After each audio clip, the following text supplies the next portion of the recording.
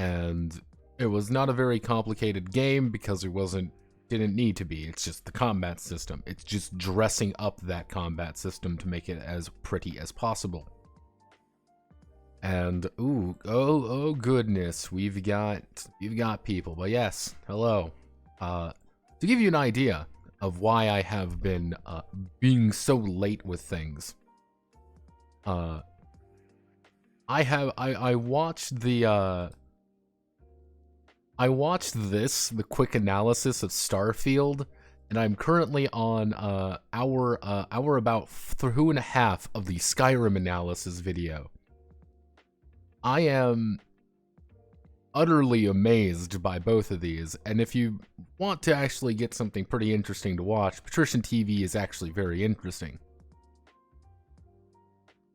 For a variety of reasons. It's actually very interesting to watch, and just has him go through. Greetings! Hello, yes. Kalu Kalay. So I've indirectly been having to subject myself to a lot of Starfield content. Starfield is a really interesting game, by the way. Like, it's really fascinating, kind of going through that, like, very long-form analysis and kind of him talking about things. And it really got me thinking about my own design principles and my own way that I think about designing games and running games and things. I was like, oh, this is actually very interesting to listen to. This is actually very insightful to learn about. So that's why we are horribly late most of the time. It's because I'm learning.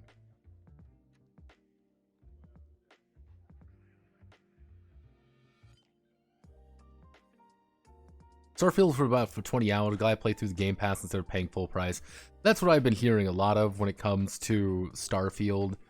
And it's funny because that, like, kind of breakdown, he did 7 runs across 7 universes. That's, spoiler alert for Starfield, it's multiverses. Spoiler warning. Not gonna give anything else away too much, but yeah, that's the trick. Haha, multiverse. It's really weird in that regard. And in case you're wondering, like, that's spoiler warnings, notepad. You can't do that. Oh, I know. Once you keep moving through the universe, you get Chibi-verse where you're gunning down children. It's not even that. It's weird because the way he was even talking about it, because the way he did things is that he did 7 runs of trying to complete the game, of doing very certain, he wanted to rush through the game once, he wanted to do all the factions, he wanted to pretty much get the whole experience. And he did get the whole experience. And it's like, oh, there are things that just don't work because Bethesda assumed you're going to mod it. And it was a really weird moment when he was talking about, like, oh, like, you shouldn't really expect people to mod your game because that's kind of pretentious. And then it weirdly dawned on me. I was playing Fallout 4 because I'm doing another Fallout 4 run for reasons. And it dawned on me as I was sitting there and, going through the same dungeons for the 17 billionth time because welcome to Fallout 4. It clicked in my head. Wait, isn't that what, like, 90% of fucking people do already? Isn't that what they do? And it's like, wait a second. Literally the people who are like, oh, I released my game, here's a game jam, make content for it. I was like, holy shit, that's the same premise. I didn't write a complete product, please finish it for me. I was like, oh my god. I can't even make the argument that it's Starfield. It's like, oh my god. Oh. And I was like, oh, that makes a lot of sense, actually. It kind of clicked for me, you could say, a little bit. I was like, I understand a little bit of the thought process here. This makes sense. Even if yeah. Far Out, New Vagrant, yeah. A lot of indie RPGs really absolutely fail on that regard. Yeah, no, and that's one thing. It kind of I was kind of thinking about that a lot more of like, oh, there's no consistent design documents. There's like all the different factions are there because they look cool rather than make sense. And it was like, yeah, that kind of reminds me of Wildsea a little bit. Why are there cactus people in this world? Because we thought they looked cool. Why are there these things? Because they looked cool. I'm like, yeah, they don't interact with anything though. That's so strange and so mysterious. Though in case you're wondering, I did ask, I did ask a very important question, and that nobody ever responded to me with. I asked, hey, I work in TRPGs, is there a Starfield? They're going to be the Starfield TTRPG. Because Starfield I don't think Starfield is going to have a TTRPG. And it is funny, because I did look it up. I said, hey, give me Starfield TTRPG. Starfield fan. Yeah, which is the very, like, yeah, he made like a 3D, like a D10 game. Yeah, the structure is D10, like Planet Field. It's a one-page RPG. Like, oh, I'm like, oh, it's Traveler. I'm like, no, Traveler's terrible for this. Stars Without Number. It's like, it's really weird the amount of people were like, yeah, let's do this, but not do this. Like, Mythic Space was like the thing that people were like, you know, really hitting on, and I'm like, this looks kind of bare bones. And they even have aliens, which Starfield specifically does not actually have aliens.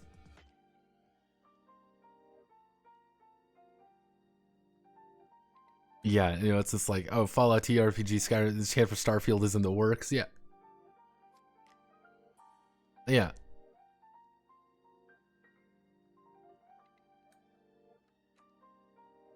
Mm-hmm.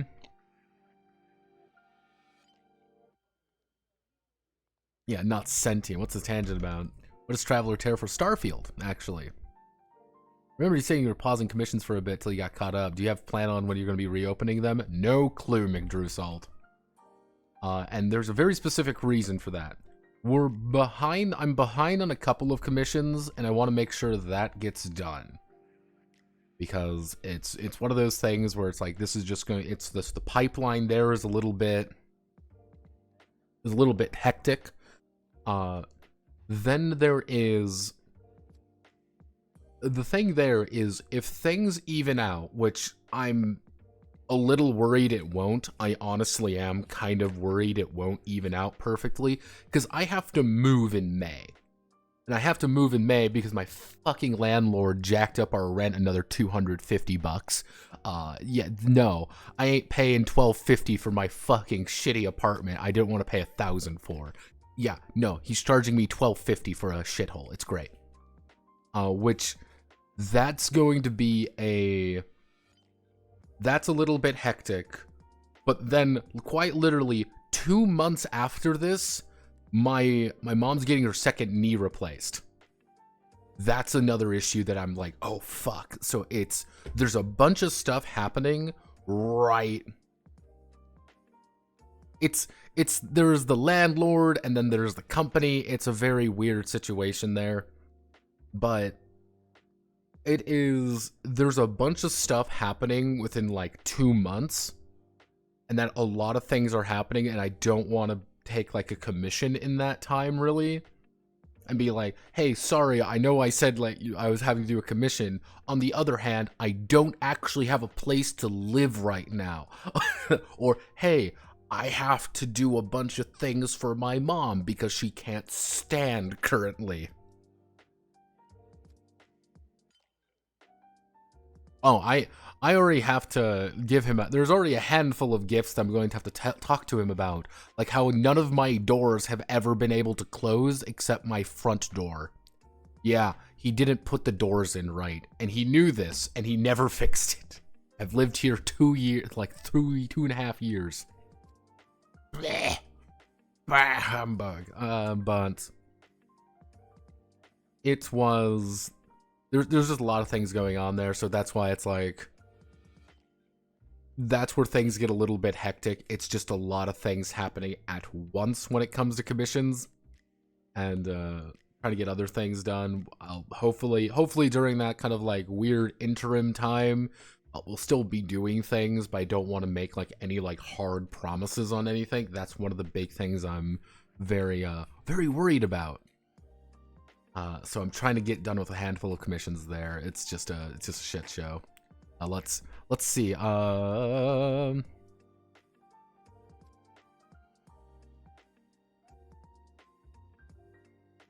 Let's see. No question. Have you ever seen system of the hybrid RPG war games like Inquisitor out there? Have I thought about making it my own? Yes. Rangers of Shadow Deep.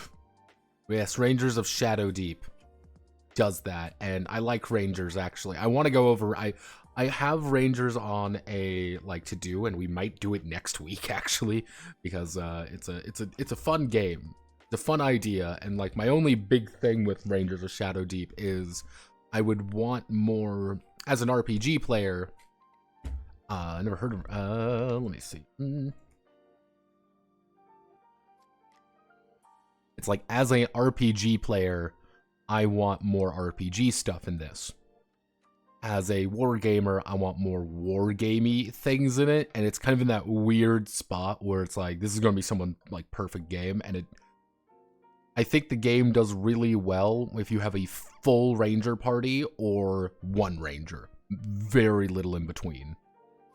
Kind of falls apart there. But yeah, this is Rangers of Shadow Deep. It's a cool idea, and there's a good distinct chance that there's like the thing is like there's a bunch of these little expansion books that I'm like that might add some things. I didn't go over the expansion books, but it's kind of a skirmish size game, but it's also AI driven. It's a very interesting game, and I want more people to know about it because it seems people talk about it, but they don't talk about it as much as I would want. And this is actually the guy who did Frostgrave. He's one of the guys who did Frostgrave, Stargrave, and he also did Range of Shadow Deep. The same guy. Very interesting game. Modiphius released it in Europe, I believe. It's his own game they published. For Starfield, I'd either go with Stars Without Numbers or Savage Worlds. Savage Worlds could work. I would say Savage Worlds could work for it. Stars Without Number never really gone over Stars Without Number. Need to. Also for Feel Good, one of the current Fallout RPG work. You would think that, but the thing is, there's no vehicle combat rules in the Fallout RPG. There's no vehicle rules really, and if there are, I couldn't find them, and I don't know if I would want to find them. That's kind of the question there. Oh goodness.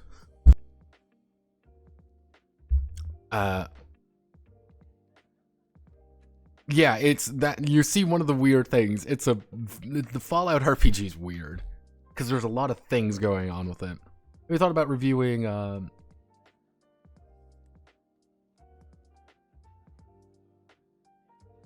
Hey, I put out the thing being like, hey, are you working on a Starfield tabletop role-playing game? Wink, wink. I can do it. For Osprey games, though, I will actually bring this up because I feel this is I have a literal Osprey case. To give you all the idea, I have an Osprey case. I want to do the Osprey case. There is two problems with the Osprey case. Two very distinct problems.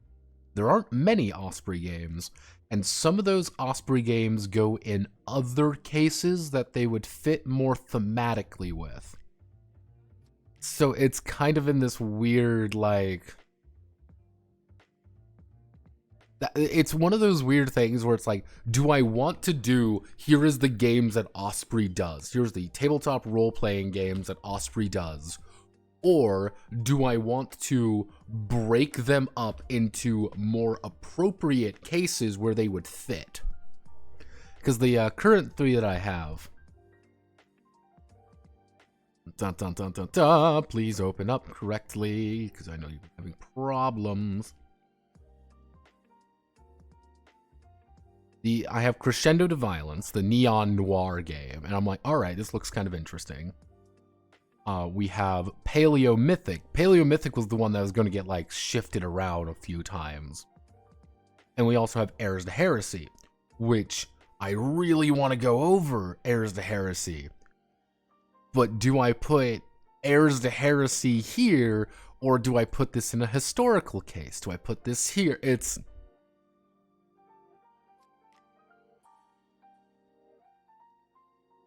Yes, I actually did a video on Jackals. Jackals is great. I love Jackals. I think that the clash system by itself is pretty damn good, but everything else built around it, I am just hoping that, because I damn well know there, Bobby, I damn well know that fucking dude, he runs a Glorantha podcast. There is a Glorantha book somewhere for Jackals that goes over everything. I know it's out there, I know he has it, and he will never release it. And it's so infuriating. I'm like, give me the book, damn it! But, yeah, no, Jackals is pretty good. Heirs to Heresy was actually one of the main inspirations behind Toward the Dawn. Put it all in Osprey, because seeing any interesting similarities between games of the same company.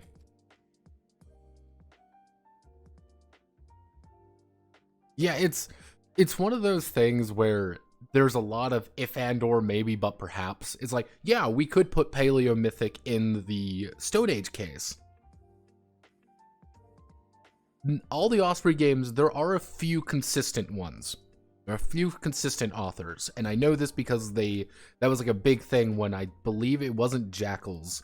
It was one of the other games that they went out that was released that were, hey, this is by the guy who made Jackals, and I was like, oh, that's kind of cool. Yeah, it's all of them do play differently. And Sigil and Shadow was another one that I did. Sigil and Shadow, pretty decent. My only thing with Sigil and Shadow was that, like, I want more stuff here to really make it feel like it's its own thing. But I think the author got hospitalized, or he couldn't do things. Something happened to the author there, because he was doing the thing that he said he was going, that I said he should do. Discount World of Darkness, with a little bit of UA in there. It was kind of both. It was an interesting game. And I said, like, hey, you're gonna need like zines or little things here to really get this up, and he released one of those zines. Grand Mechanismo. No, that was one I was trying to find. I want to try to find that one. It's just not popping up anywhere that I usually visit, so it's somewhere. Yeah, I might literally sit down. I might sit down one day in the server and like just hash out with some people, being like, what's the ideal? Yeah, it's in PDF form. I'll have to hunt it down.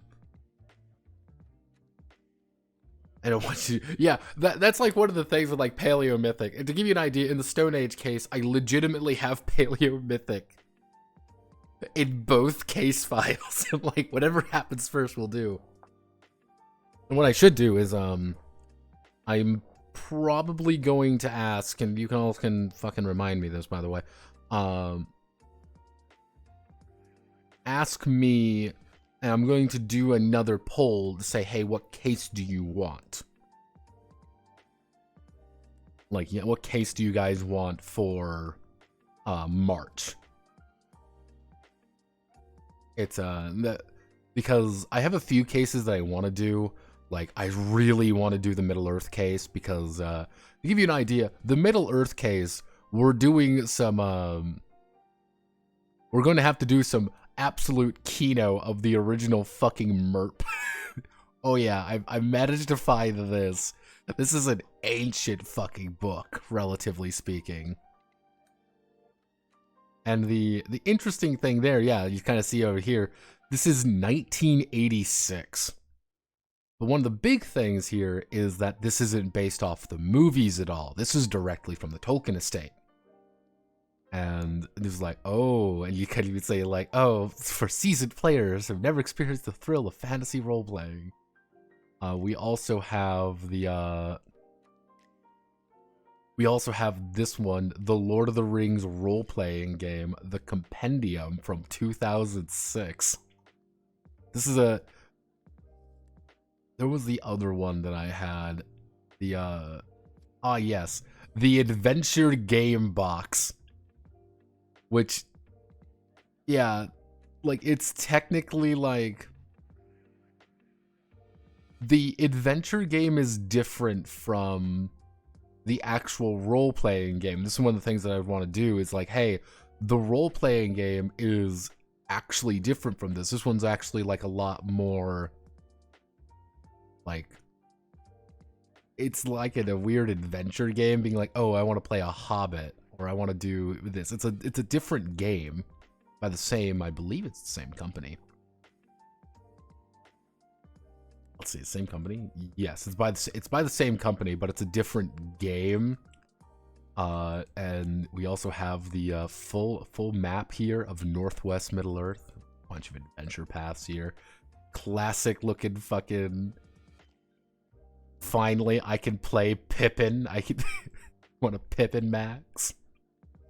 Yeah, we got all we got all these characters you can play as. It's very interesting set for Middle Earth, and I would want to go over it. When the Sprug talks of the MERP. You have the Decipher RPG for Latra? I do not. Decipher RPG? Never heard of that one. I literally went with like the official books. Alright. Okay, time to be productive. Yes, we were talking about Starfield and all the other beautiful disaster pieces that does, and now we get to talk about Purgatoria Rhapsody, a game about mechs where we all die.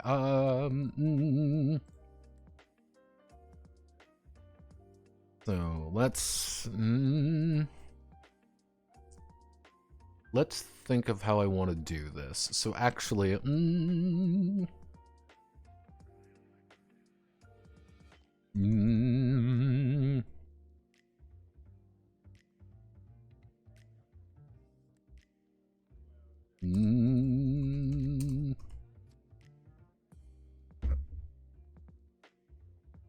okay, so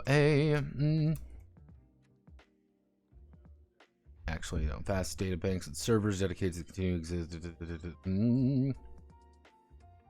And then Engram is loaded onto a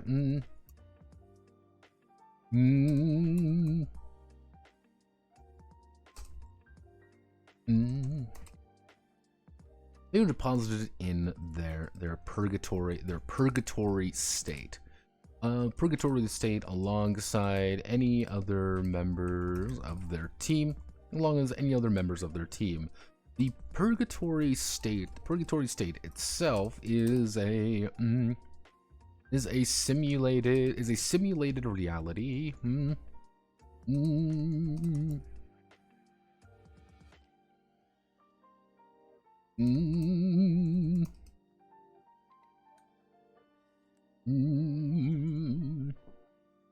Let's see. The purgatory state itself is a simulated reality in which the engrams are stress tested.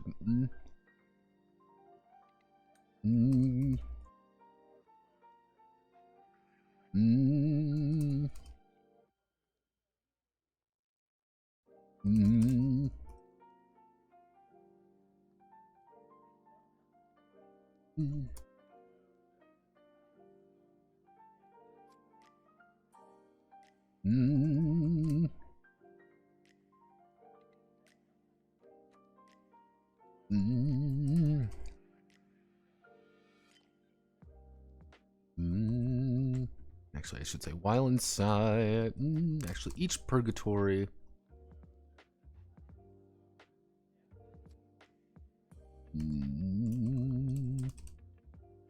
Let's let's see. Each purgatory state is a unique microcosm of...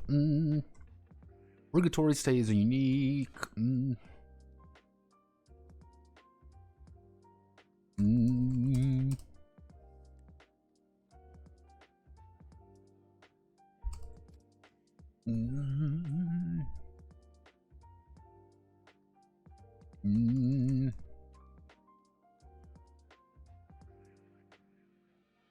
Let's see. Each purgatory state is a unique vertical slice of a world that places the Engrams in a situation. These situations are crafted by Adam to invoke to get the proper responses.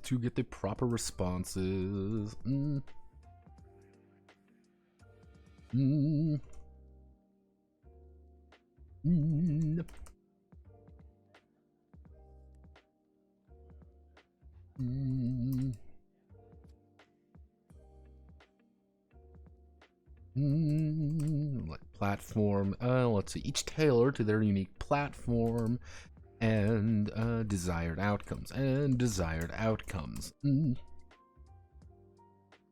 There are multiple Engram teams and multiple Engram teams may be inside the same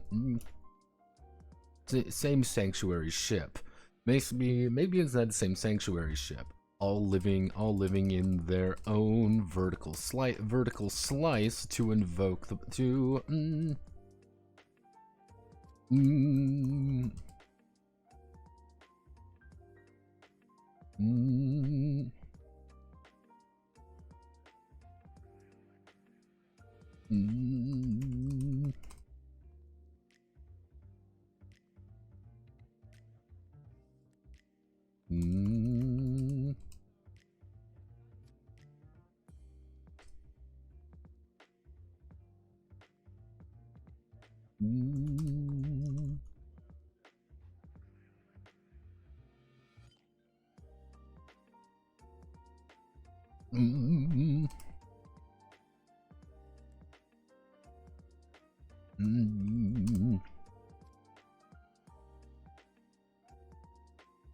Each of the purgatory states are filled with four kinds of individuals, four kinds of quote people. Engrams are let's see, so it's like, hey, this is a vertical slice, each of the purgatory states is filled with four kinds of people. Let's see. So do we want to make a table out of this? Let's make a table out of this because tables are nice and easy. 1, 2, 3, 4. Dun dun dun. We bring you down 10. Engram. Engram is a mind. Is a.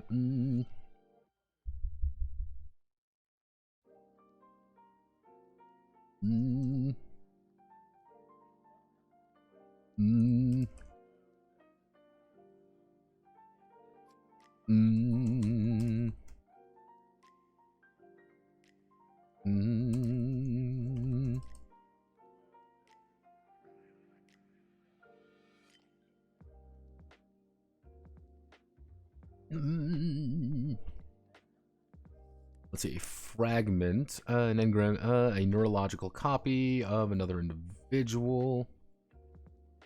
Fragment, and then we have mannequins. And then we have a and then we have an avatar. So fragment, how do I want to word this?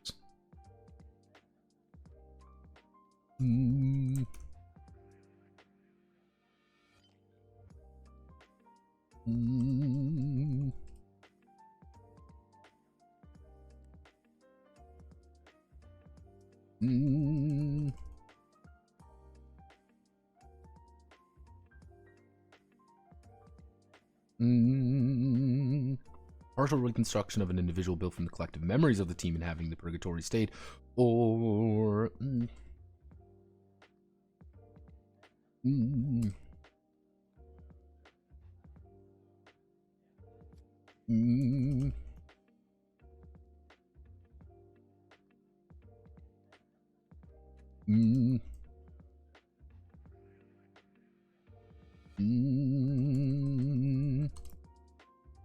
to convince the Engram.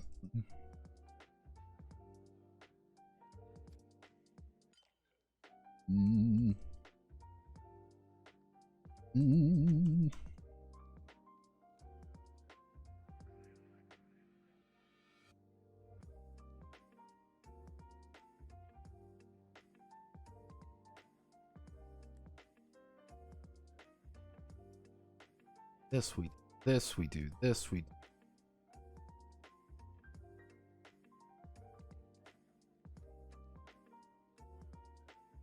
I'm getting pinged by someone who's pinging me.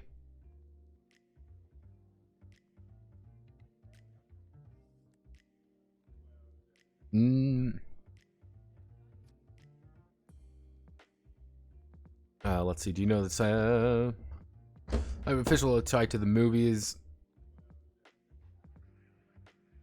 I do have the second edition of The One Ring, and I think I know which one you're talking about. I believe it's called Merp. There is I know which one you're talking about there, Bobby. I've heard of that one. I do have that one. Has a really cool cover on it. I've heard it's also really bad. I didn't know if that was the exact name behind it. But hey, that's half the fun of the middle of these cases, is going over and finding out things. Let's see. So Adam builds a unique purgatory, actually. So the purgatory state. Engram is loaded in the sanctuary ship.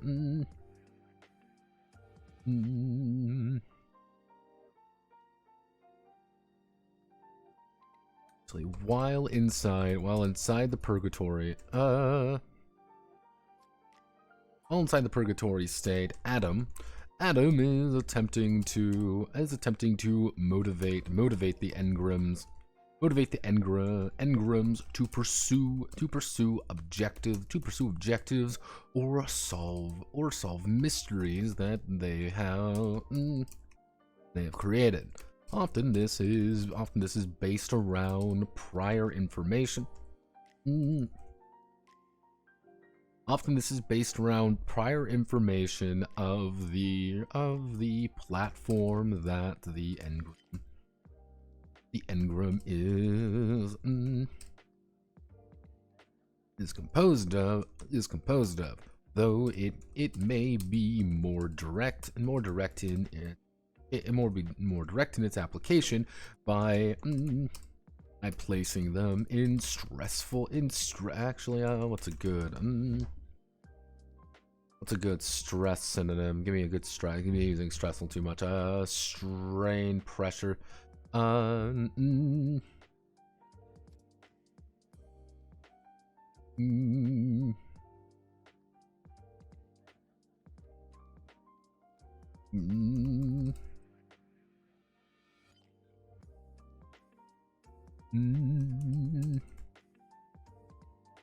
Below are three example purgatory states.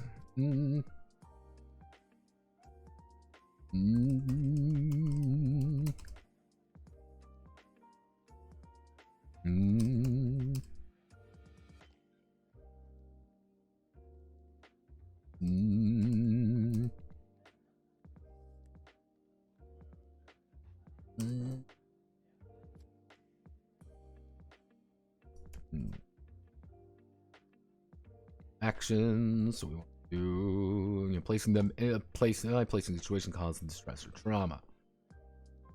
So our three examples. We're going to do this. We're going to actually what I should do is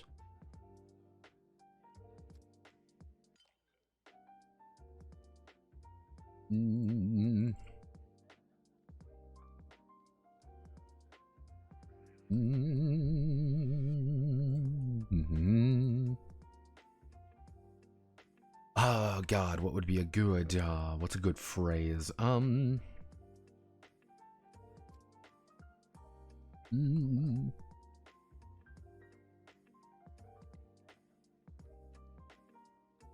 Actually,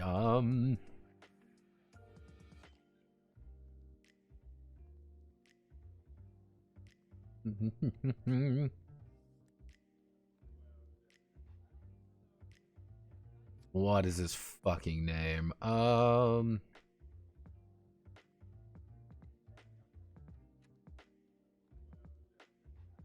There's a very specific name I'm looking for.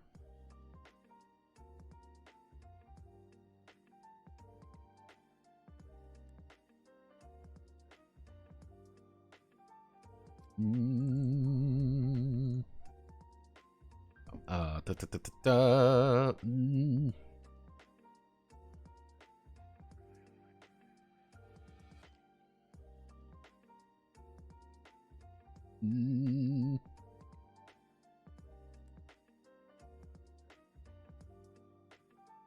Is the game that I'm looking for.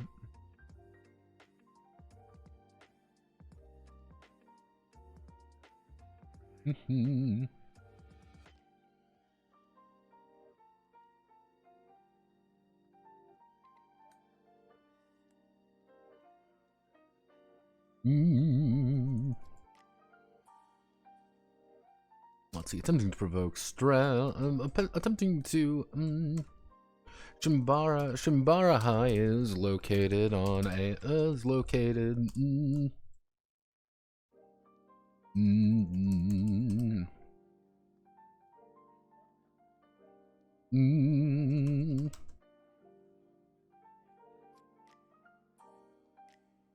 let's see, Shimbara High is located in the school district of Shimbara City.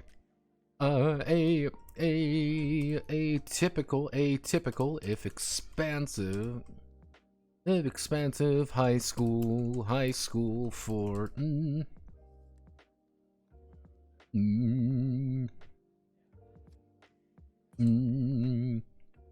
there.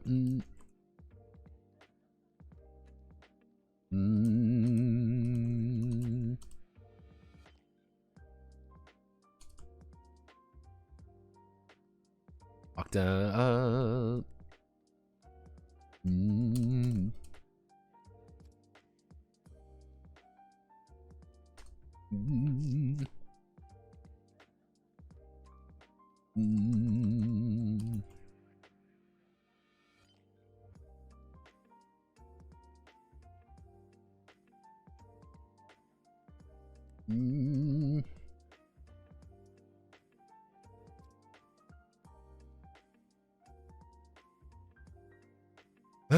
Though the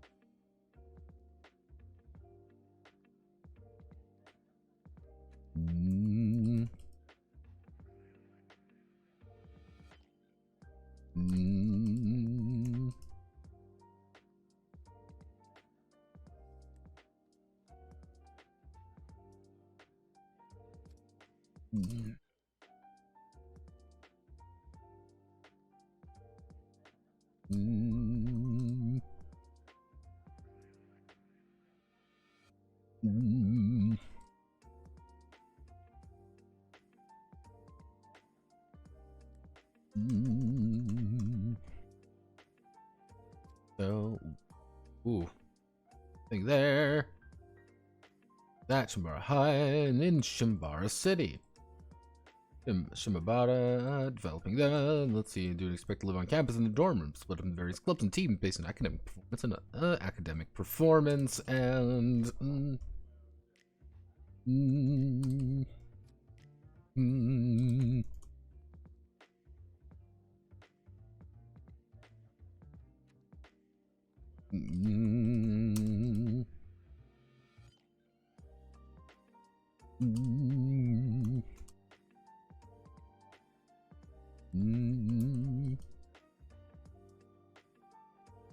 each day.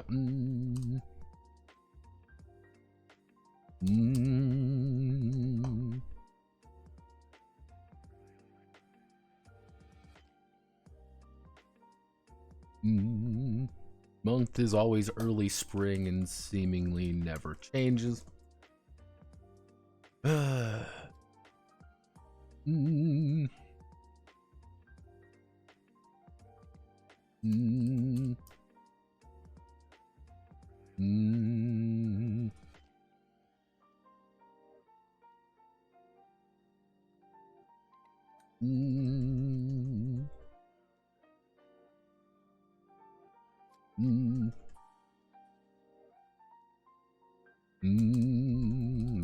But how can they? School hijinks.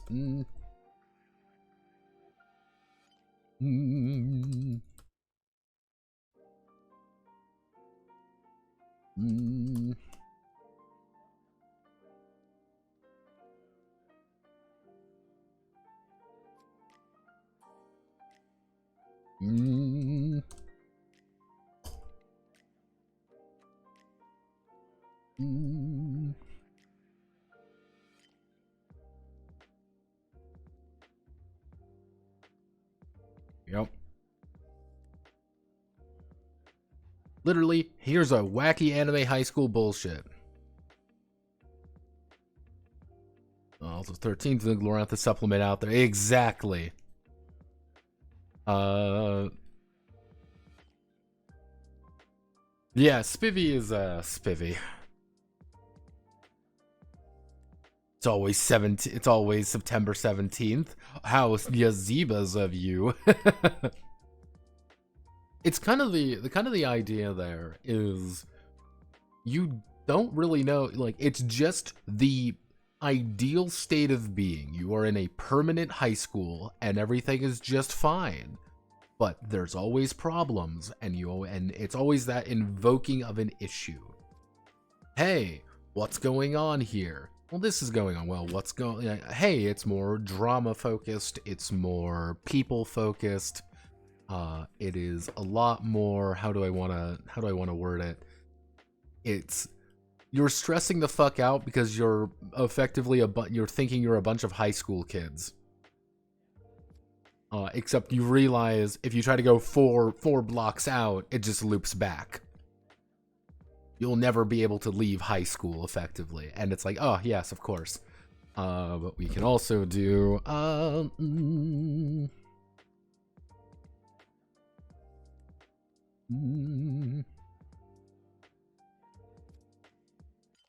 Actually, we do...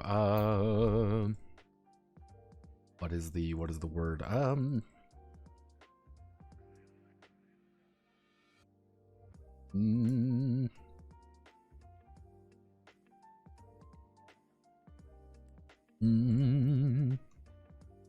Temple Colony is a planet in the rim. It's a planet on the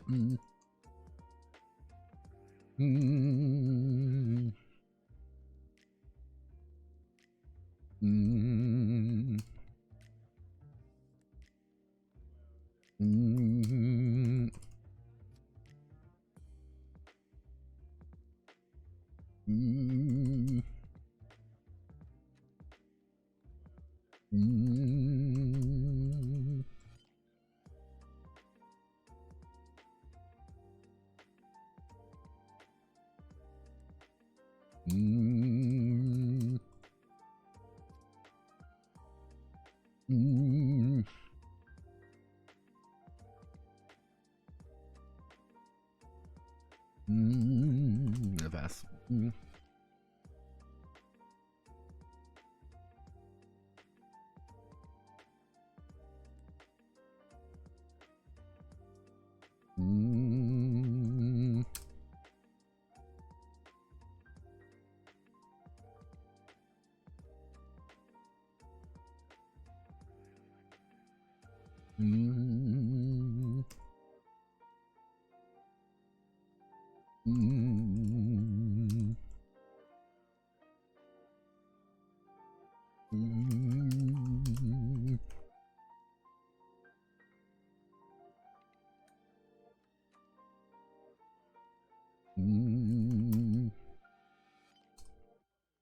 Filled with around 250.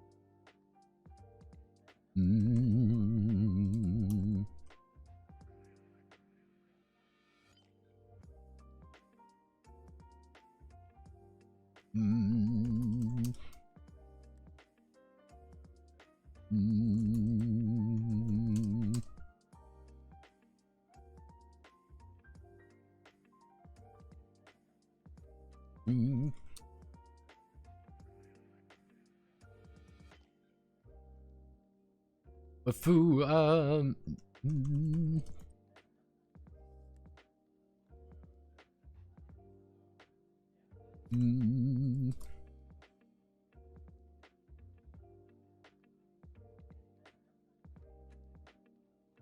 there's always just enough food and water to keep everyone alive. Keep everyone alive, if only for a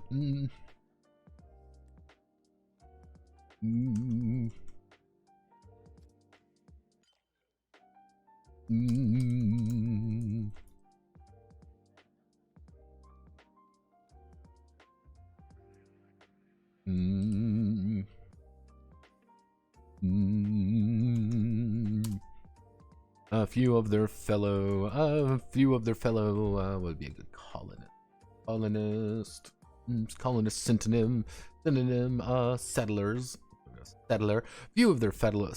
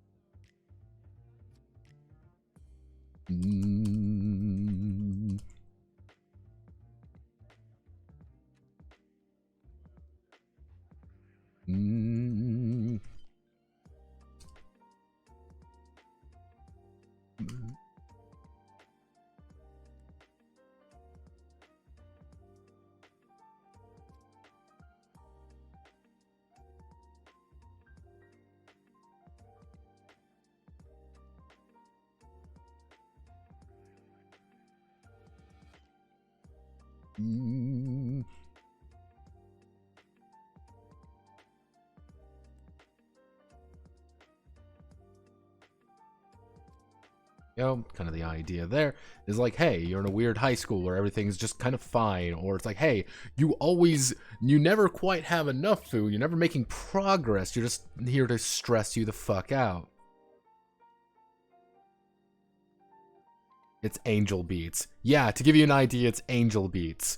That is the best way to explain Shimbara High, is that you are an angel beats. However, Temple Colony is, hey, you are effectively a bunch of space colonists. At least that's what you think. And it's just, hey, anytime you get brought out, anytime you get woke up, it's like you're just not there for a time.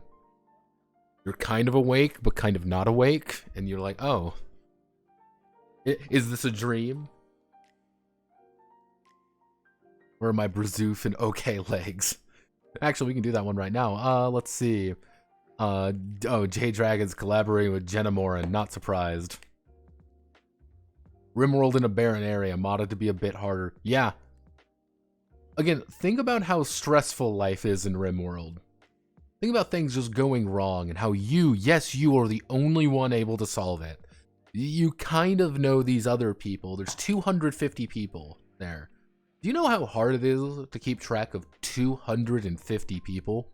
It's impossible. You'll never know everyone's name. You don't really know everyone's face either. And yeah, I mean, you're the technician, right? Like, oh yeah, I'm a technician. I'm like, okay. And the next time you realize, hey, you're a different guy. Oh no, he's just off work. Like, oh, all right. Things just happen. They're literally pre-canned NPCs that are just background characters.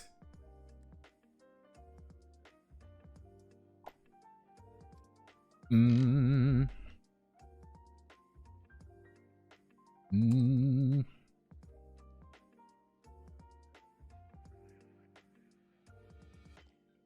Mm. Mm. Mm.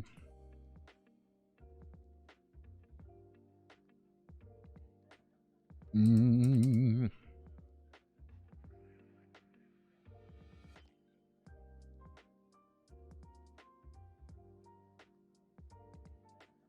Mm. Mm.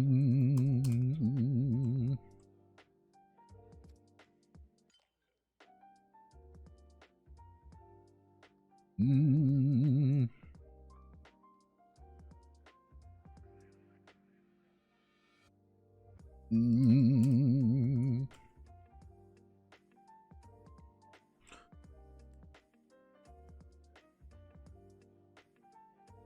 Mm.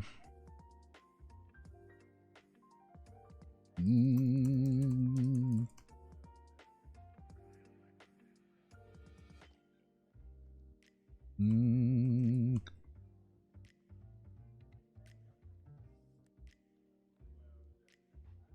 Mm. Mm. Well, let's see. The station is staffed by hundreds, thousands of hands of military personnel of various factions and groups, and mm.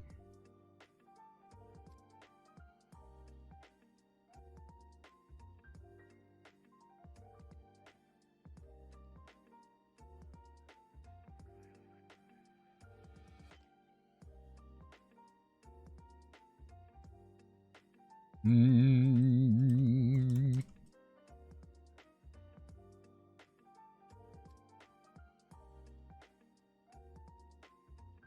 Mm.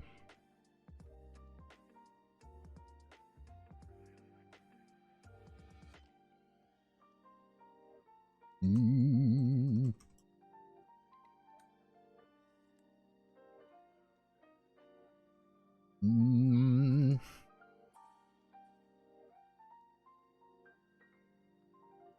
Mm.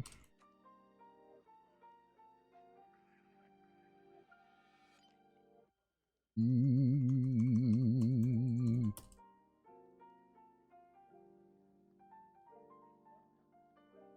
Mm.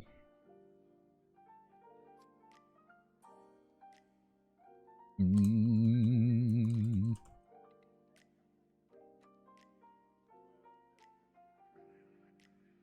Mm.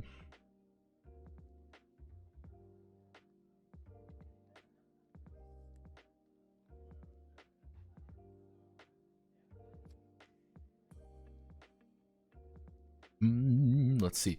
First, head into these ships and tear out its beating heart, returning as glorious heroes. Mm. Mm.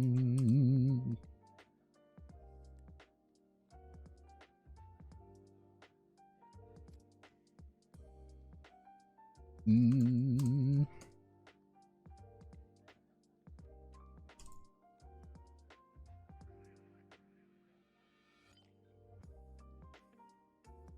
Mm.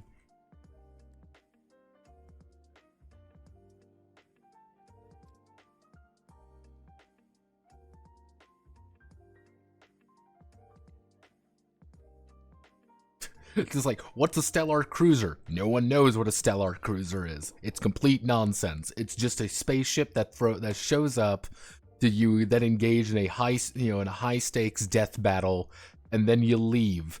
And then another stellar cruiser shows up, and then you fight it again, and you're fighting the Nephilim. What are the Nephilim?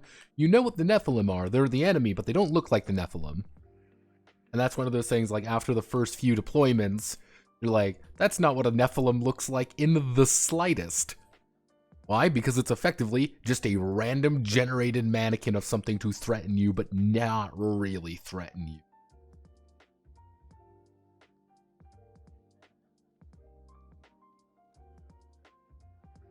Yeah, it's literally, imagine you're sitting there on your cool space station having, drama amongst the stars, and we're all bickering, and then a giant spaceship shows up, begins blasting the station, and you're like, okay, all hands on deck, everyone gets in their spaceships, everyone blows up evil aliens, your team goes into the stellar cruiser and rips out its literal beating heart, and returns, and everyone's happy, and then you just do it again next month.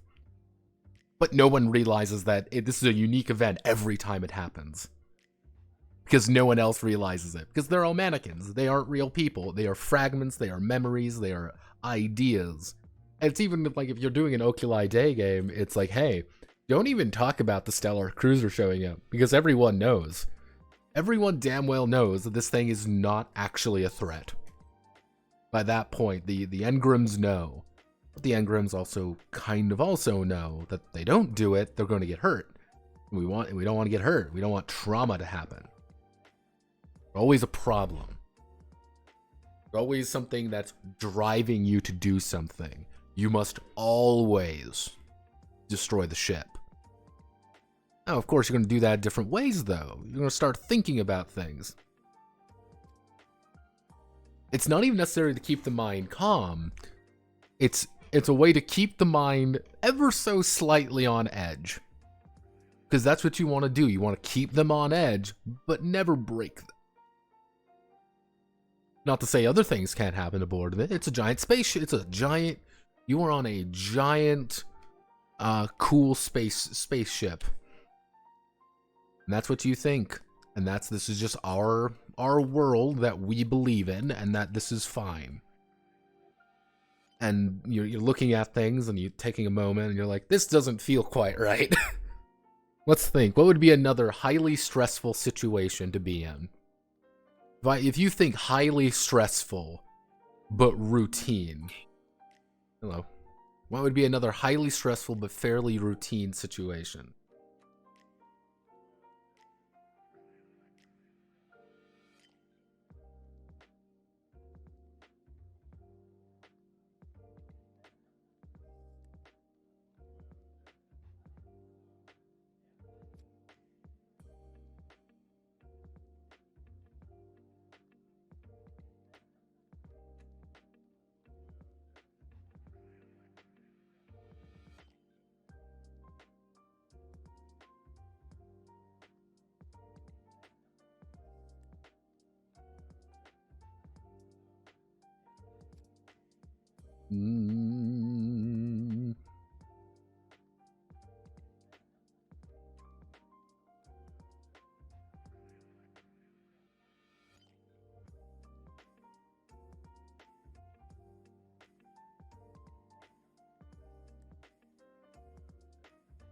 Oh, geez. Cold War submarine, like... yeah, we can do that.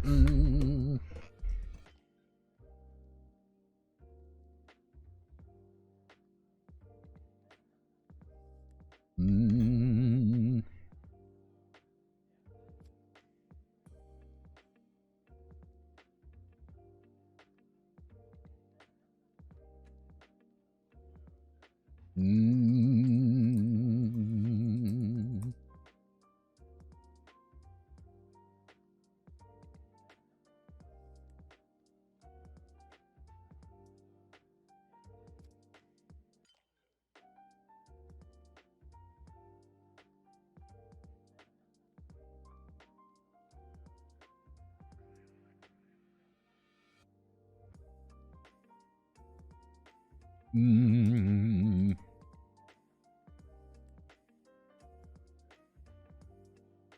The enemy is out there. 1, maybe 2.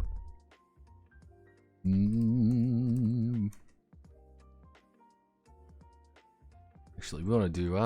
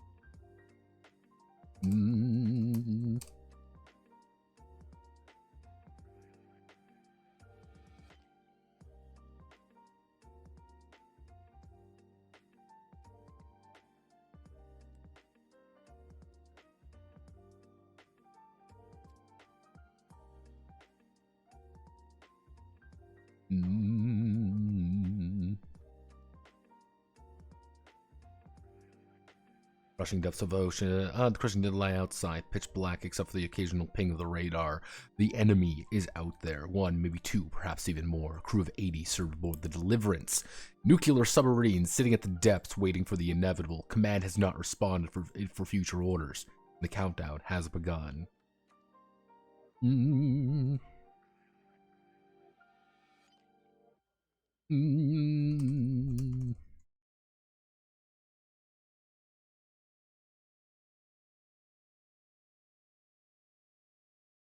The USS Nebuchadnezzar.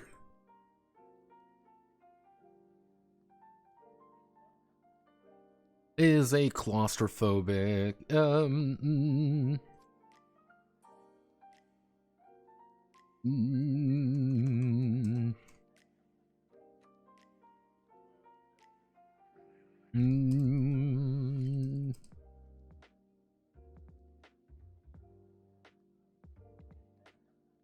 Let's see. As daring crew members risk everything as the war is happening above. The war is happening above.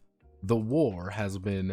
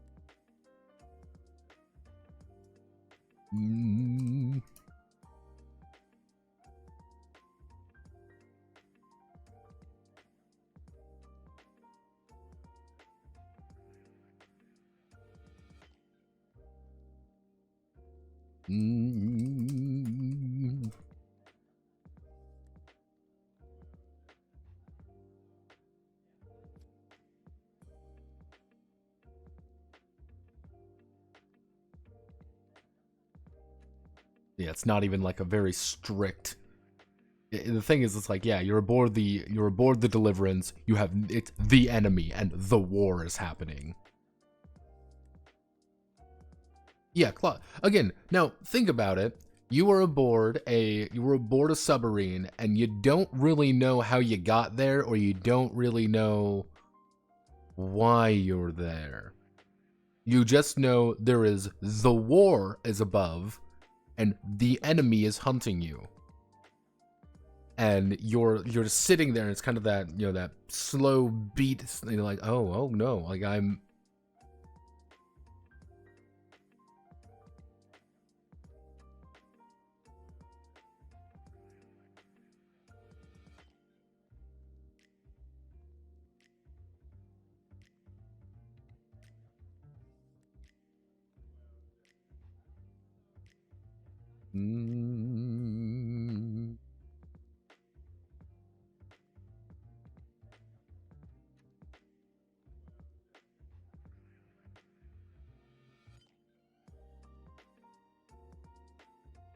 Okay, so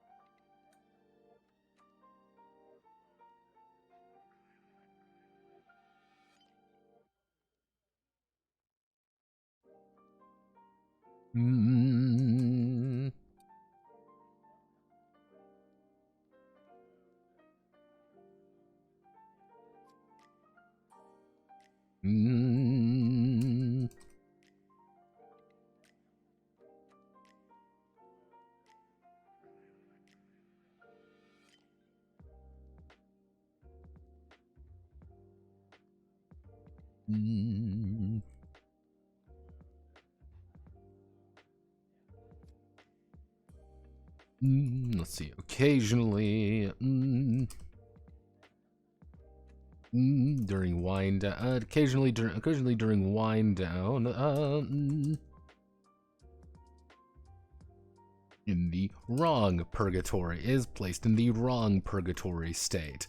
This when this occurs. When this occurs, they will find themselves in a separate area, disoriented.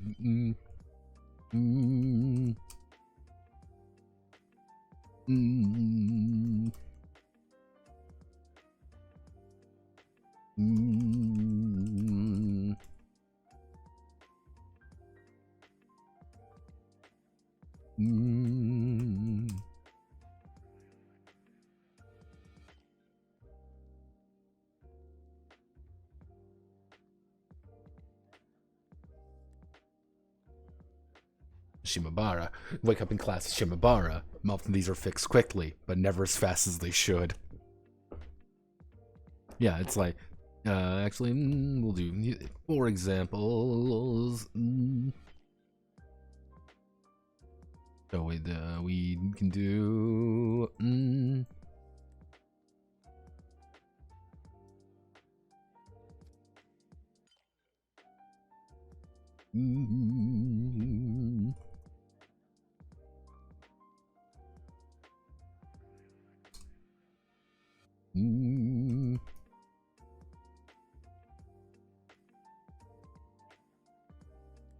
The primary goal of the primary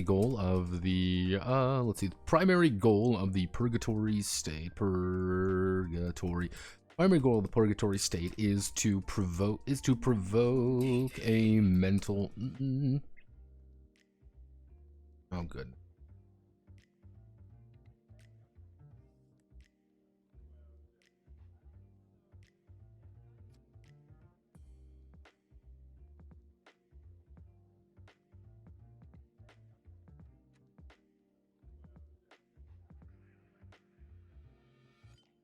Let's see, the primary goal of the purgatory state is to provoke a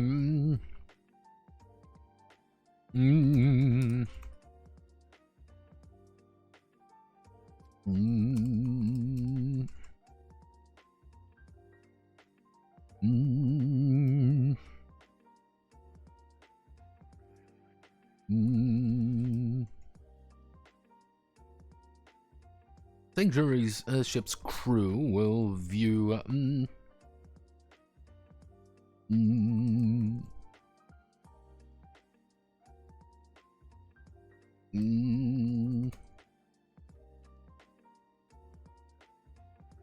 Sanctuary ship's crew will view it as enhanced cognitive function from the Engram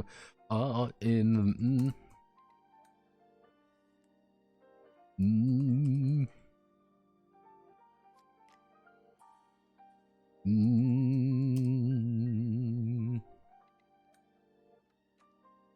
Mm.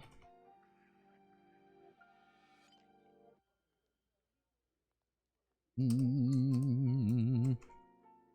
Monitoring the Engram state of mind, essential to continue. Mm. Mm. Mm. In combat. Mm. Mm. Mm. Mm.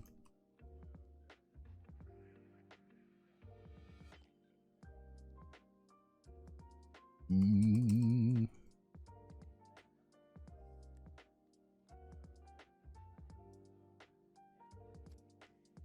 Mm.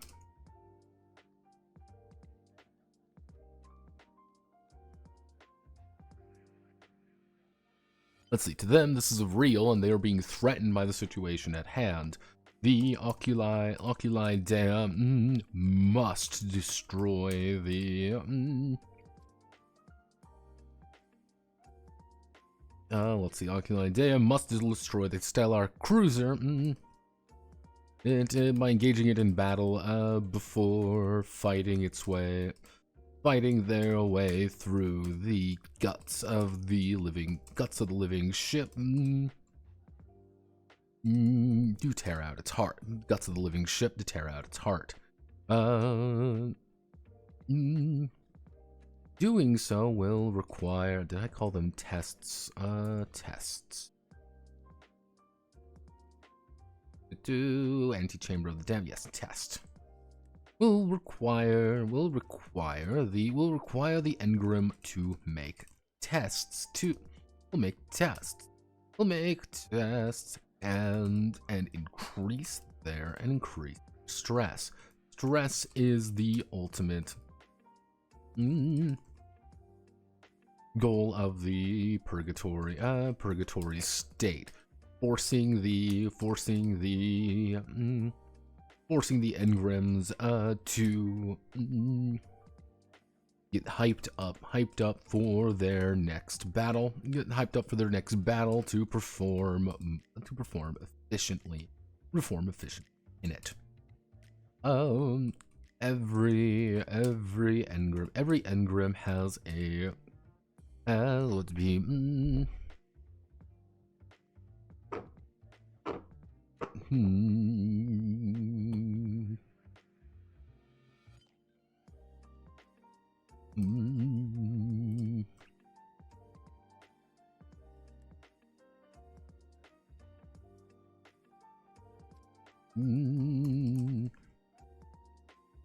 every Engram has 20 plus nerves times 2, so you can have a maximum of 40. Technically, your maximum would be 40, because you could have 10 nerve times 2, so it would be a total of 20 to 40. Every Engram has 20 plus nerve times 2 stress limit, representing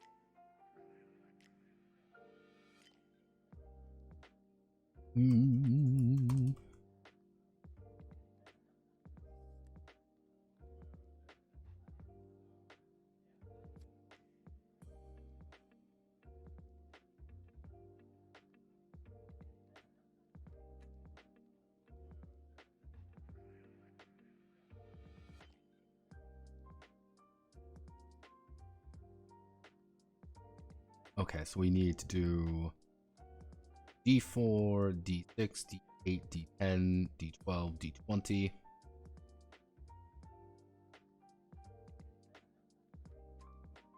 Ooh, so this would be D4, D6, D8, 10, D12, D20.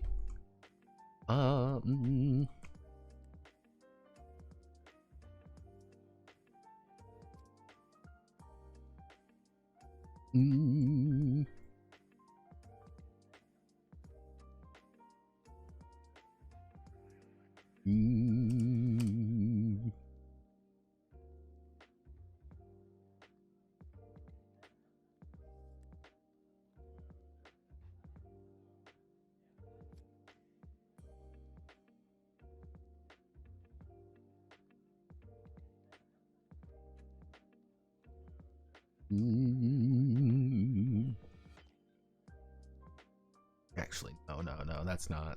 That doesn't work. So we need to do 0 to 7 stress. Actually, no, 0 to 6 stress. Then we would do 7 to.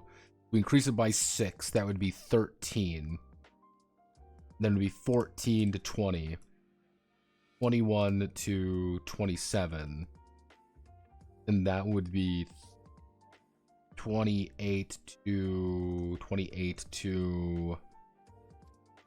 plus 6. 34, and that would be, then finally it would be 35 up. So on average, if you have nerves, if you have a nerve of 0, you can at best get a D8. If you have a nerve at 10, you can get up to a if you have a nerve of 10, you can get up to the D20, but you need a nerve of at least 9, 18. You need a nerve of 8, 16. You need at least a nerve of 8 to hit D20 on your beat die for your stress.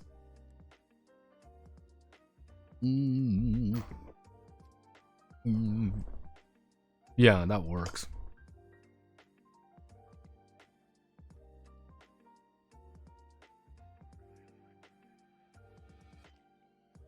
Thoughts on that Helldivers game? I've been thinking about getting Helldivers. Honestly, have I enjoy those kinds of games. The only two fears I have. There's 3 things that I'm hesitant. I would be hesitant with the Helldivers game. Helldivers 2 is 1. It's very much, I would say, flavor of the month game. Because it has this kind of, it's like, I don't know if it's going to be like, okay, this game is popular, there's always going to be people playing it, or it's like, okay, there's going to be the distinct moment when it just cuts off. And, you know, the population gets real small, and if the population's real small, that means no one's playing, and that means the games take longer to find. It's just it's a cycle. And it's like, okay, I could see that being kind of an issue. The second issue is like, I don't know if it'll run very well, because I've been hearing a lot of like, there's a lot of lag issues, there's a lot of optimization issues. The other one is like, they have that fucking kernel level like anti-cheat. I know why they're doing it, but that's a little weird. I'm like, I don't like kernel level anti-cheat. That seems very it's not like I'm like, oh, I don't trust these guys because they're not reputable. No, it's not necessarily that. It's kind of like, that's a very... that anytime I see something like that, I get very, all of the sudden, hesitant. There's a hesitancy all of a sudden that I'm like,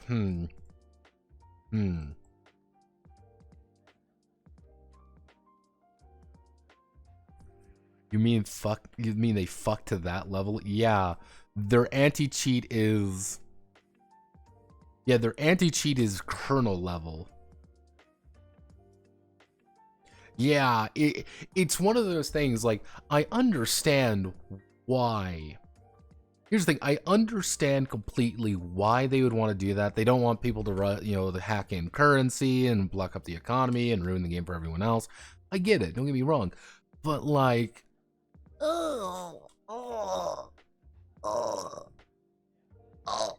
Don't know about that one, Chief. Don't know about that one. I'll talk to my friend. My friend's a big computer guy, and he seems to be having fun with it.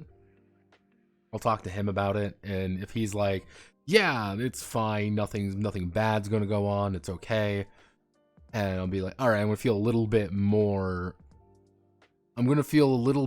comfortable with it if he says so. But that's just, I don't know. It's one of those things you look at, you're like,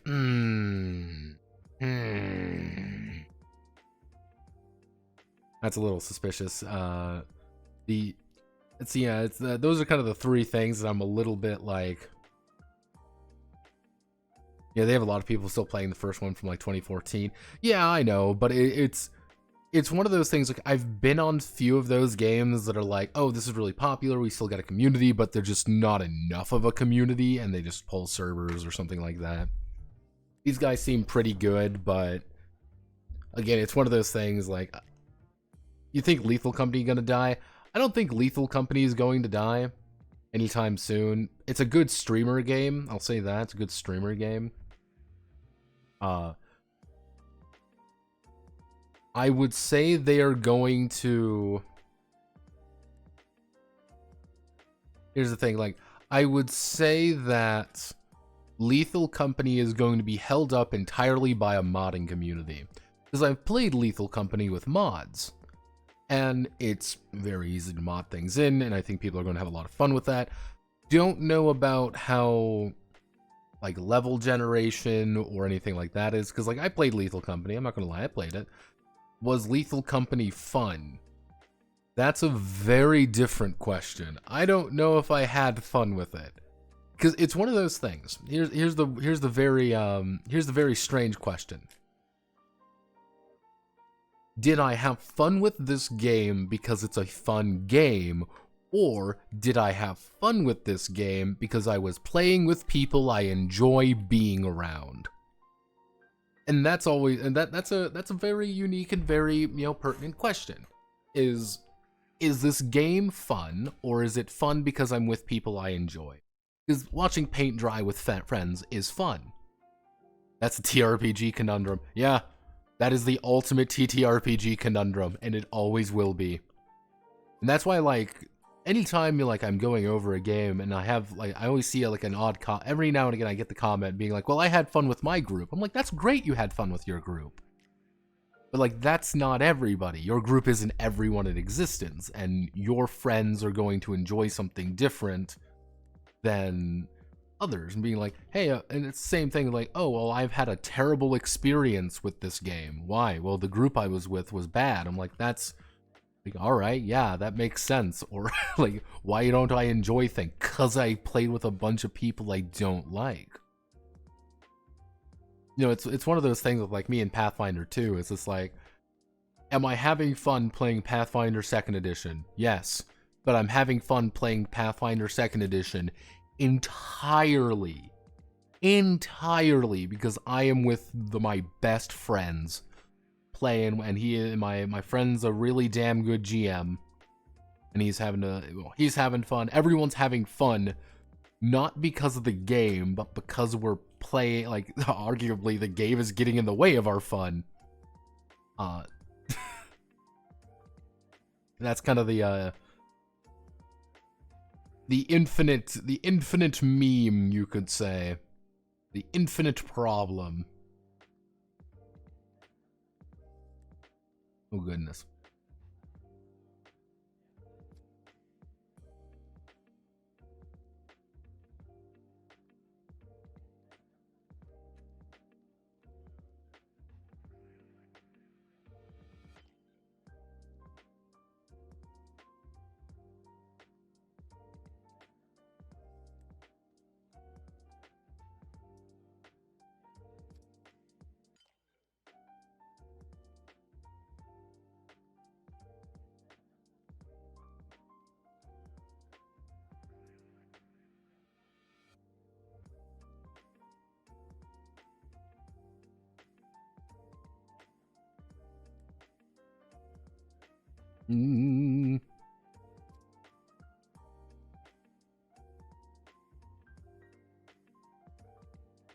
Okay, let's okay, so I mean these numbers should work. Not perfect, but so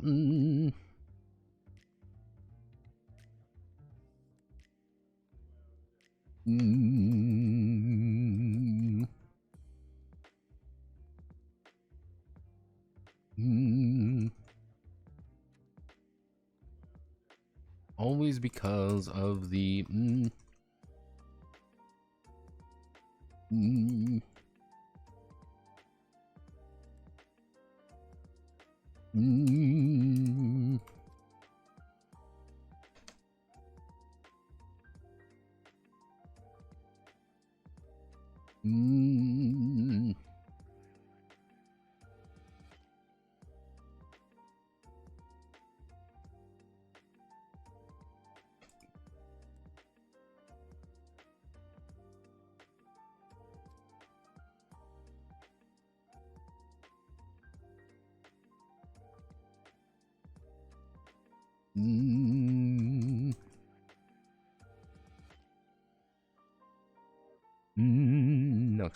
actually when an engram increases actually actually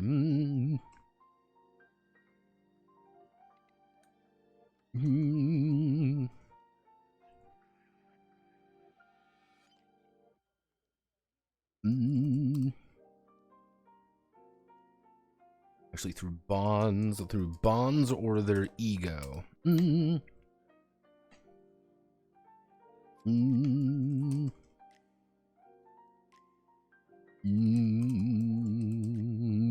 Consulting with their bonds and having some heart-to-heart. Consulting with their bonds and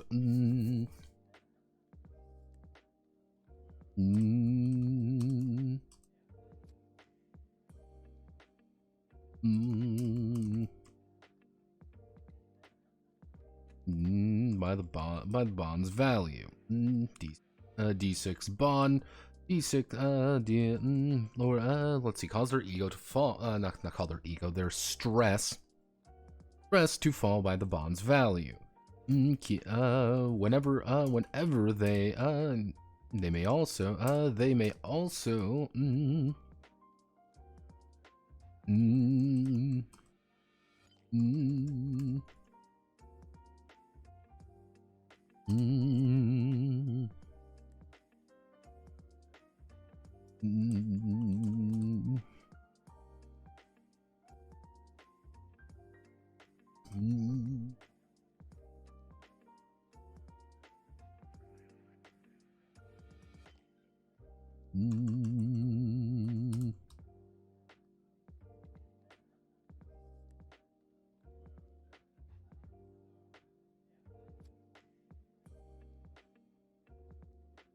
equal to their platform's bond, equal to the attribute tied to their platform's bond. So you're going to get more of a flat decrease.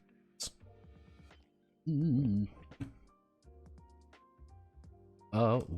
a but in ideal state of being, but an ideal state of being is breaking past their stress limit.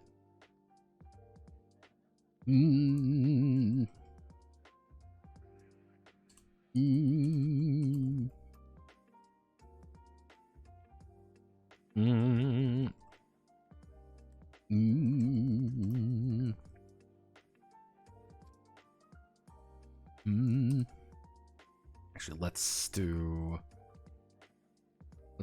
this. This is okay. This is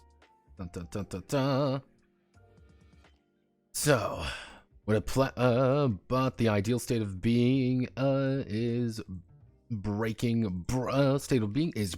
past their stress limit. When an engram is past their stress limit during deployment, they begin to berserk.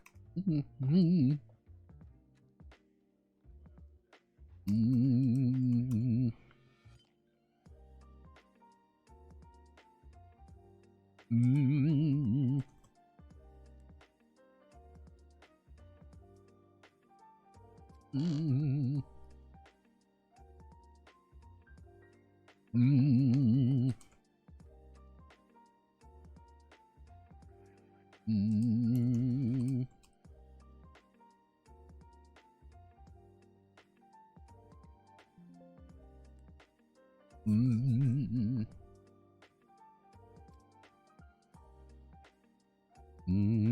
on the other hand, if the Engram berserks,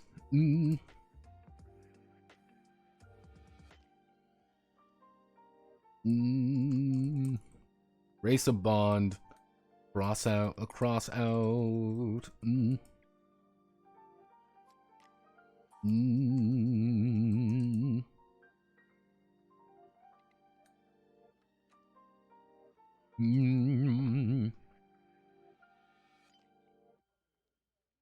Or add the tenet, I am dead.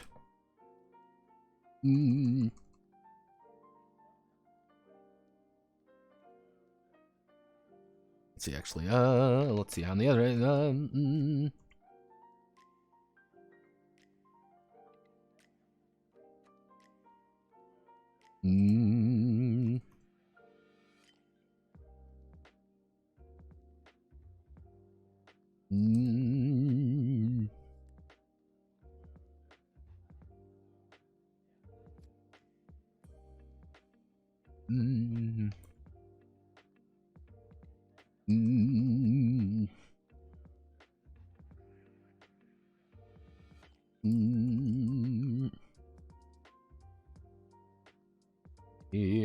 actually erase any bond.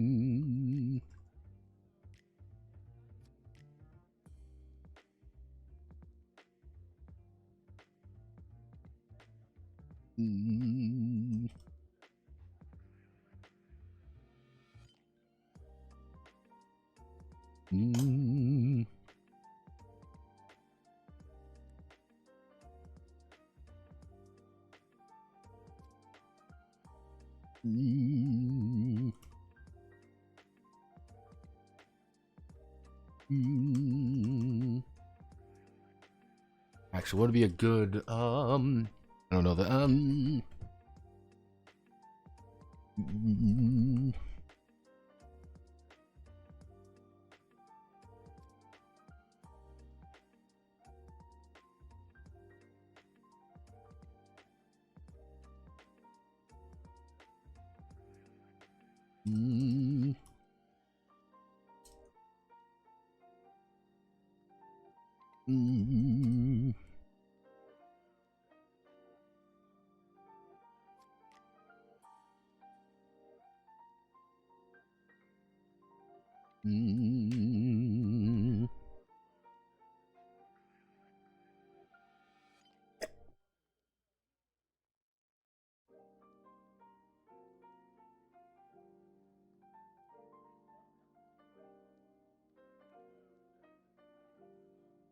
Mm.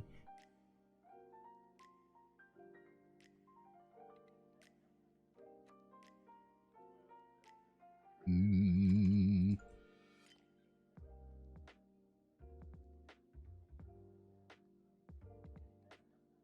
Mm. Mm.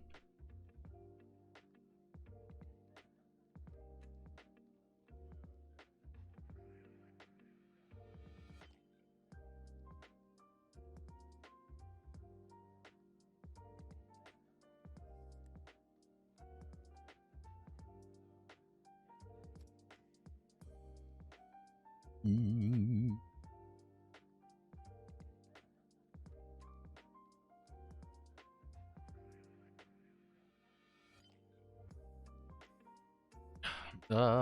Or replace an existing tenant.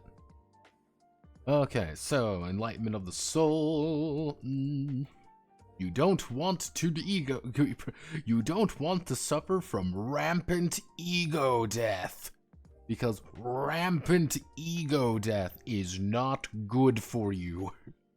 You lose things. You may be wondering, why, Notepad? Why? I want to kill things. And it's like, yes, you want to kill things, but they want to cut out the you that makes you. Can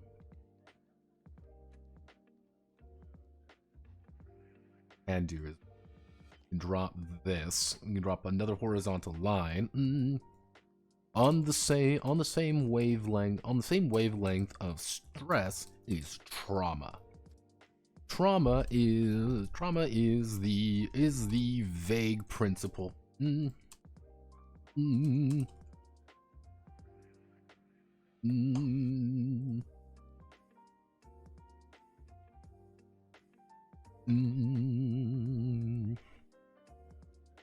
I need mental synonym. Give me a mental synonym. Cerebral.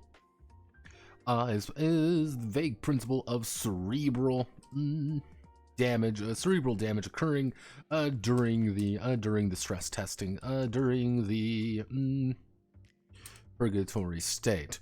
This is in most circumstances, the sanctuary.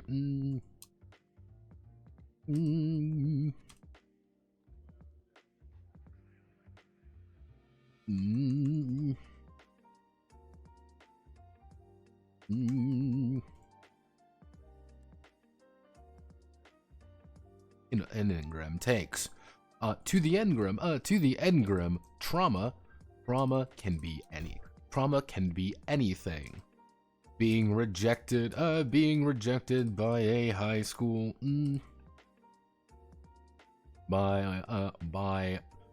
being rejected by a high school sweetheart, to getting stabbed in the gut. The engram feels it, embraces it, and is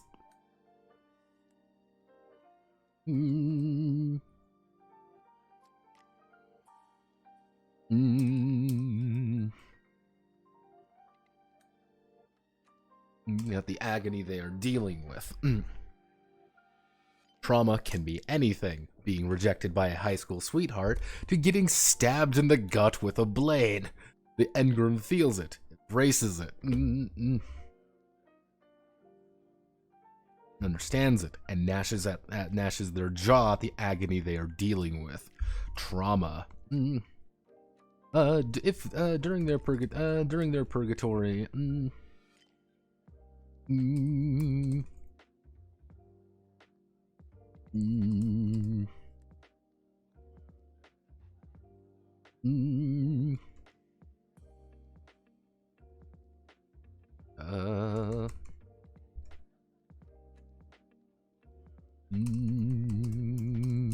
Let's see. During the purgatory state, each of the engrams can sustain 3 trauma.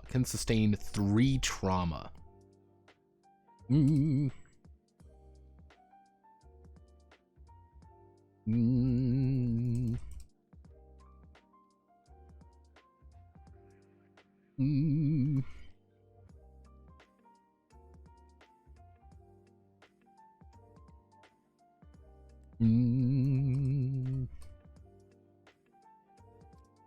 Mm.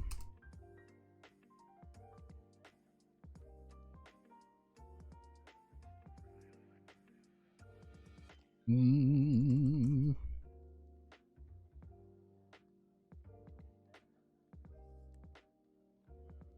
Mm.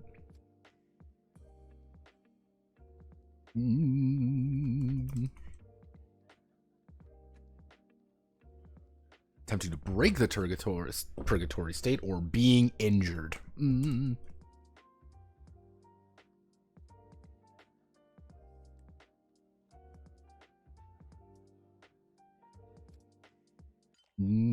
Actually, only one trauma may be gained at a time. Mm. Mm. Mm.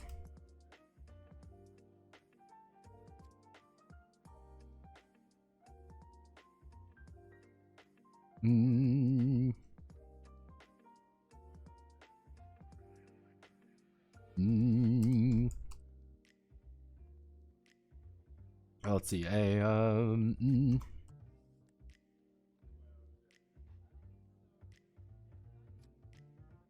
Mm. Mm.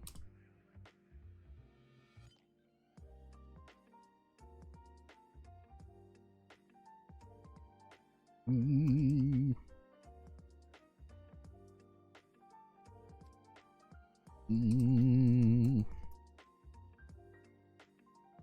We know what you want to do. Maybe.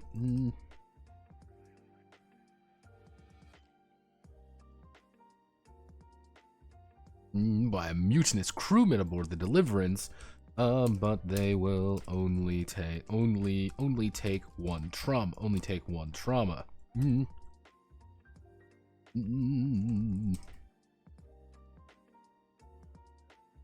Not excluding the physical agony they are in.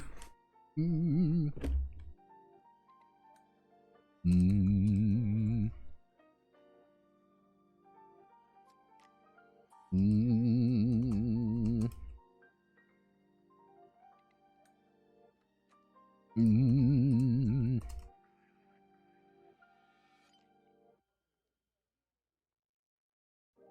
Let's see.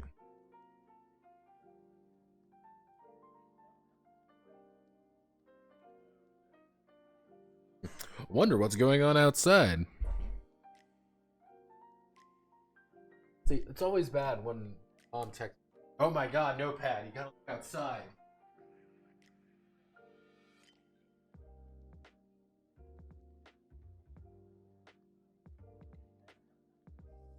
Oh my god. Is that... That's Jason Bourne. Dang, that's so weak. For Super Earth, bang. Let's see. Let's see. Upon reaching the third trauma, the sanctuary ship's crew. Sanctuary ship's crew put a dampener on.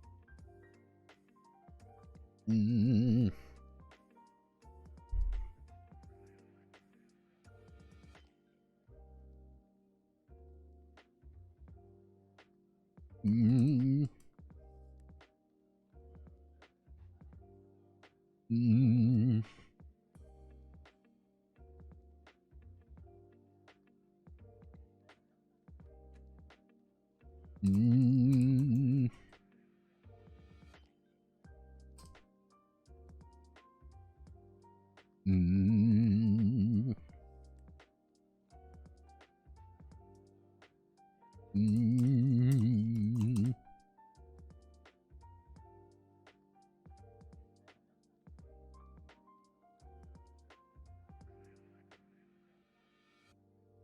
Mm.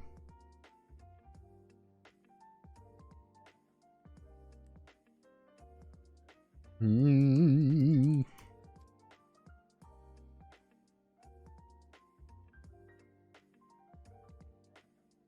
Mm.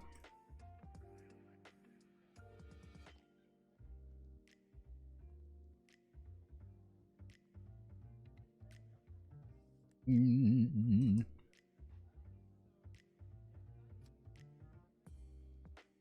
Mm. Mm.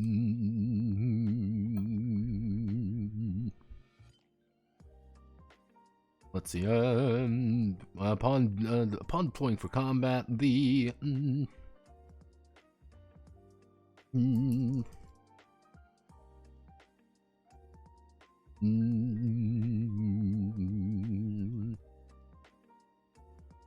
what would be a good what would be a good word for effectively like a state of being in which you are being supported? Support handicap state? Good.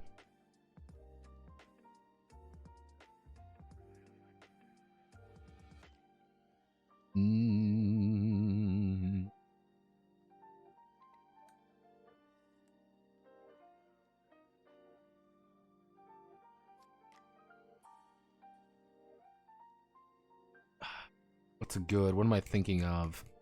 Effectively, the idea is that you're deployed there, but you're not all there, actually. You're fucked up. Like, you are really hindered. Like, the way to think about it, under normal deployment, if you're, let's say you hit, your stress good, you're still under your stress, you're feeling good, you deploy and you hit the ground running. You're like, hell yeah, let's do it. You're berserking, you hit the ground sprinting, rip open something and start screaming at the top of your lungs because, good God, you're going insane, effectively.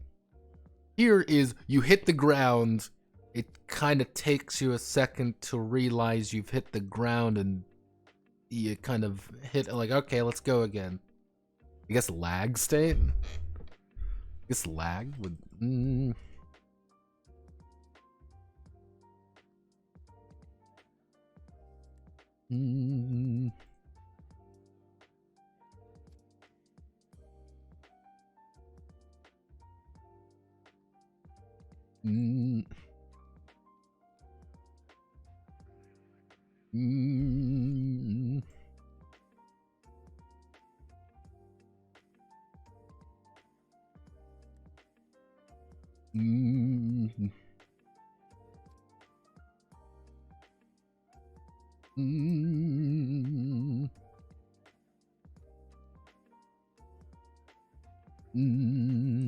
Low agency guide state.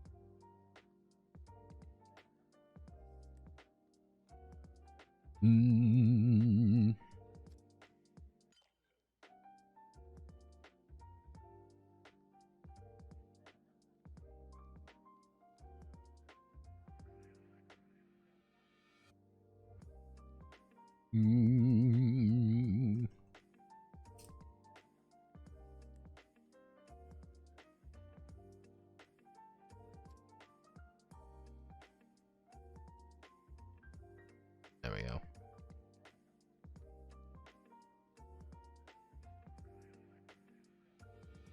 There we go. Lag state.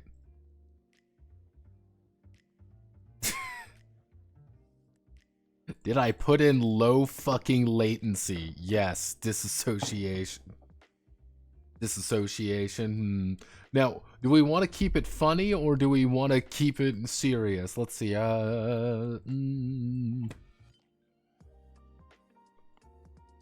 What are you all thinking? Keep it funny, keep it I guess disassociation state would be a better option.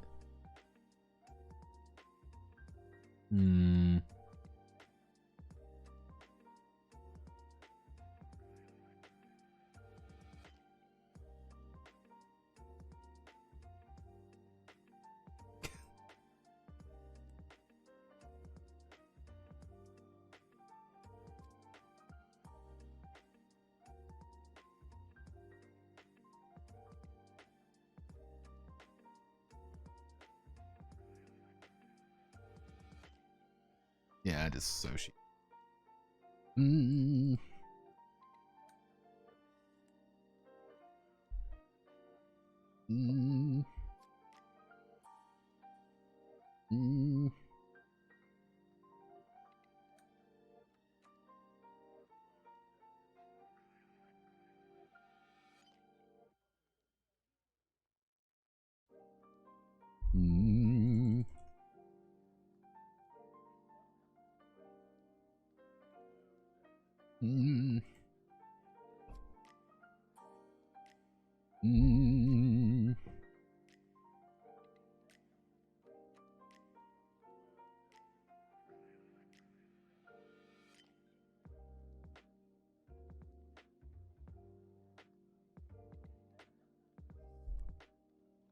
There we go.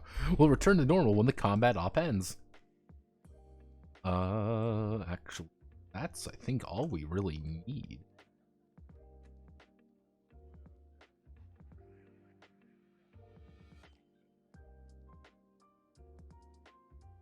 Let's...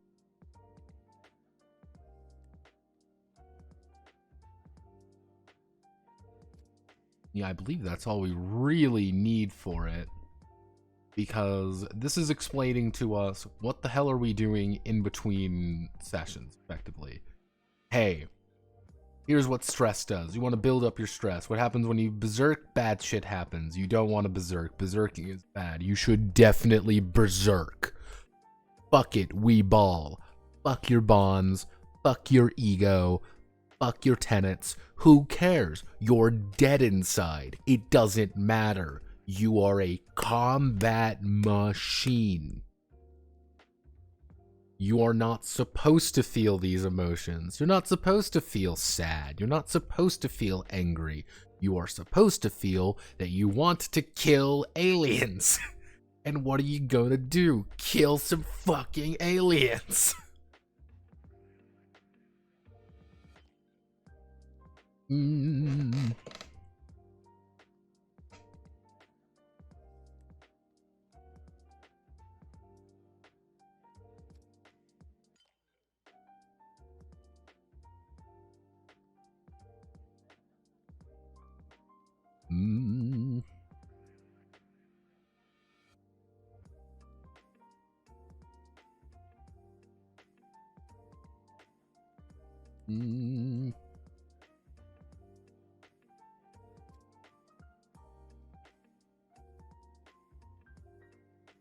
Can I...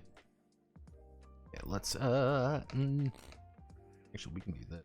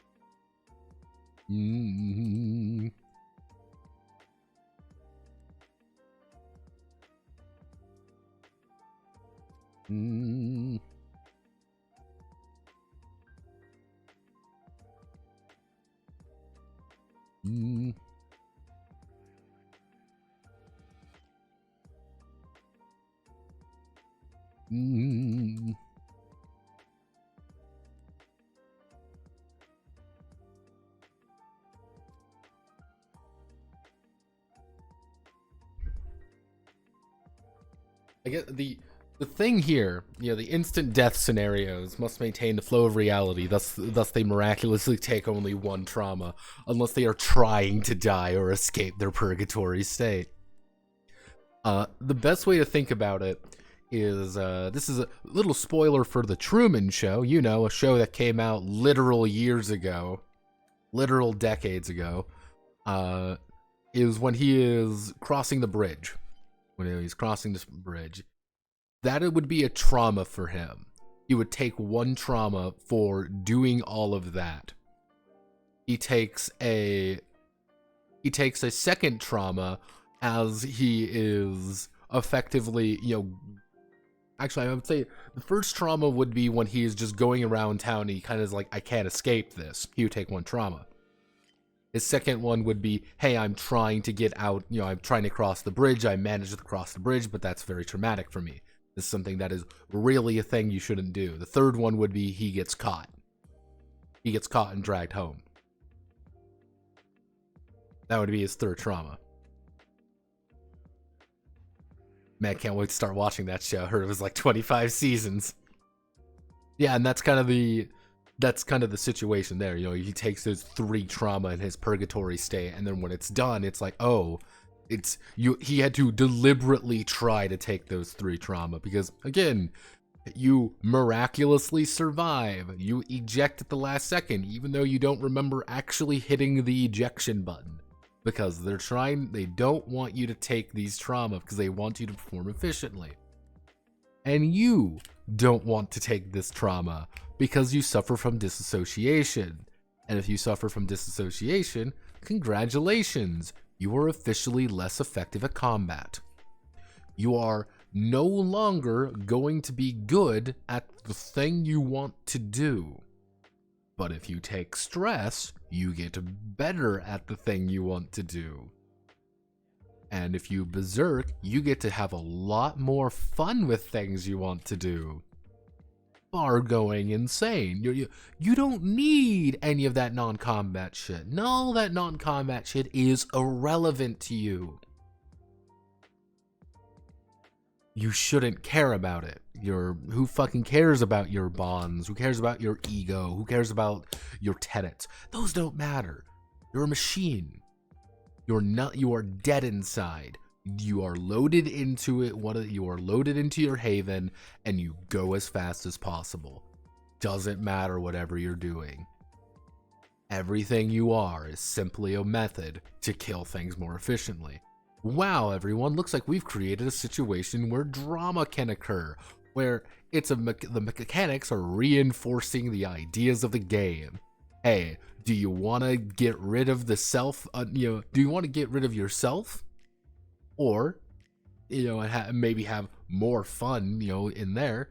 Or do you want to, maybe think about things a little deeper? Hey, wait a second, I'm a fucking program effectively, but I'm not. I'm a person. I have beliefs, I have feelings, I have tenets that I follow, and I have this ego, this platform of who I am, but maybe I'm not them anymore, and I have these relationships, but another player may say, none of that matters. It does not matter. I don't care about my bonds. I don't care about my egos. I don't care about these tenets. Doesn't matter. And they are becoming more, and they get more and more tenets to say that they're dead inside. They are quickly becoming just a program. They're just becoming more computerized. They aren't reacting normally. Someone with 6 dead insides is someone who fundamentally is not a person. They're effectively an NPC designed to rush at you with high speeds to kill you. They have nothing more than that. And they are very weird to play. And that would be the problem. You're taking away aspects of you and replacing them with the idea that you're dead inside. And I expect at least a player to berserk once. Unless they are really taking the time to think about it. And it would be something like your kind of that struggle being like, oh, well, I want to learn something. I really want to learn what my name is. This is something that I want to really do, and it's like, I'm going to fucking fail. I'm going to fail this, but I need to get a bigger die, but why don't I invest in a D10 die? Why don't I invest in a D12 die? You want to know how you get real efficient? You invest in a D12 die right off the bat, and you will automatically start at 6. You invest in 2, you will go all the way up to a D10. There's a chance you break your limit, and you're suddenly, your nerve, you're going to go berserk, but you did it though. You got what you wanted. You learned what your name is. You might be a little dead inside. You might have compromised a relationship. You just feel disconnected from that person. But it's fine, right? It's okay. Struggles and beliefs. Great. All right, so that's the non-combat section. And like, the fucked up thing is I could probably just say, I could probably just like have this part be like, yes, here you go. Here is the, here's this weird Truman Show game where you're trying desperately to get out. Congratulations, fuck you. However, we still need to do the idea of building giant robots to kill people. All the high-minded stuff, that's done now. There's no more high-minded things. It's entirely going to be mecha bullshit. And that's half the fun. So what I'm going to do, I'm going to call it here. Next week, we are going to do our best to get as much of this done as possible. And we might have to do some rushing with it. I expect probably all of next week.